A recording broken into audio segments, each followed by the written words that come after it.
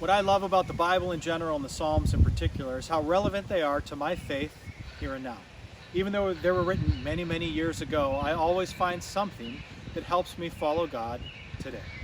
Now, I will say that meaning, that relevance for my faith today sometimes takes some digging and some effort to dig down to, but it's always there. Psalm 44 is just such a text. Psalm 44 begins with 8 verses praising God for his mighty works throughout history.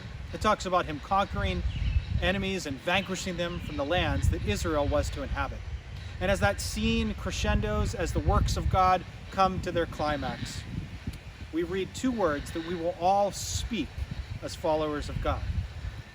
Verse 9 says this: "But now you have rejected and humbled us."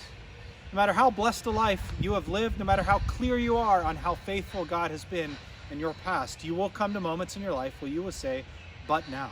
But now things seem different. But now it seems like the enemies are winning. But now I feel defeated. And it begs the question, does God allow those that love him to suffer? And the answer seems to be yes. We don't find a lot of answers to why God allows that, but it certainly seems like he does. And in light of that, maybe it begs a second question: is that God worth following? And the answer is as clear as to that question as it was to the first: yes.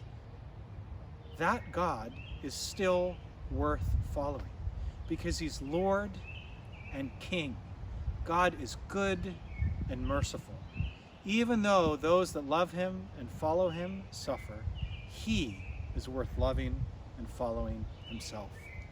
And so from that position, David makes 2 conclusions, maybe 2 resolutions about following a God and still suffering. He says in verse 22, "Yet for your sake we face death all day long."